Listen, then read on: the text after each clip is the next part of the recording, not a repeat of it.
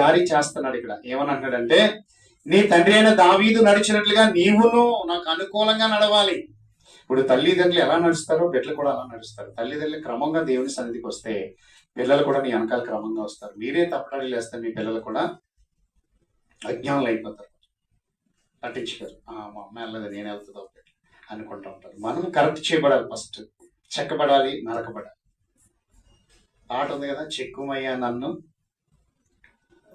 చెప్పండి, చెక్కుమయ్యా నన్ను నీ రూపములో. అంటే ఆయనలా మనం కూడా చెక్కబడుతూ ఉండాలి. నమ్మిన వాళ్ళు చెప్దామా? హల్లెలూయా.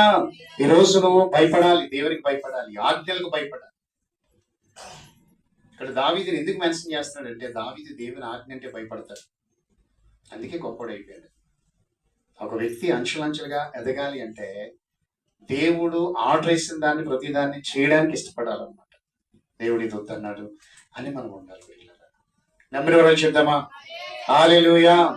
అందుకే ఇక్కడ ఆ మాట దేవుడు వాడుతున్నాడు. నీ తండ్రి అయిన దావీదు నడిచినట్లుగా నీవును నాకు అనుకూలంగా నడిచి నేను నీకు ఆజ్ఞాపించిన దాని అంతటి ప్రకారము చేసి నా కట్టడలను నా న్యాయ విధులను అనుసరించిన ఎడలా అన్నాడు.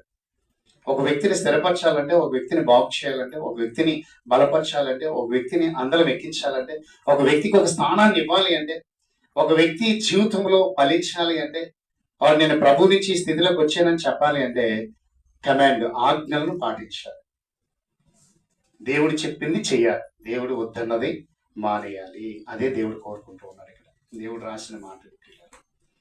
మరి ఎంతమంది మనం చేస్తున్నాం ఒకసారి ఆలోచించాలి. యేసు ప్రభు వారు కూడా భూమి మీద ఉన్నప్పుడు ఏం చెప్పాడో ఒకసారి చూద్దాం. యోహాను సువార్త 15వ అధ్యాయము 10వ వచనంలో ఆయన ఏం చేశాడని చెప్పిన, మానవునిగా మన శరీరం ధరించుకొని ఈ లోకములో ఉన్నప్పుడు ఆయన ఏం చేశాడో చూడండి. 15వ అధ్యాయము 10వ వచనం, ప్రియులారా 10వ వచనం, యోహాను సువార్త 15వ అధ్యాయము 10వ వచనం. నేను నా తండ్రి ఆజ్ఞలు గైకొని ఆయన ప్రేమయందు నిలిచి ఉన్న ప్రకారము మీరును నా ఆజ్ఞలు గైకొని ఎడలా. నా ప్రేమయందు మీరు నిలిచి, నన్ను ప్రేమించడం అంటేనే నా ఆజ్ఞ పాటించాలి. నేను చెప్పింది చేయకుండా నన్ను ప్రేమించారని మీరు ఎలా చెప్తున్నారు? ఒకసారి ఆలోచించండి. నేను కూడా భూమి మీద ఉన్నప్పుడు ఏ గైకుంటున్నాడట దేవుడు? తండ్రి ఆజ్ఞలు గైకుంటున్నాడట. అంటే చెప్పింది చేయడానికే నేను వచ్చాను అంటున్నాను.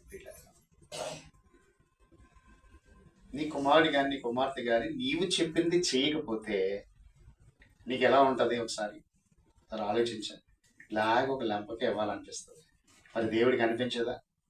దేవుడు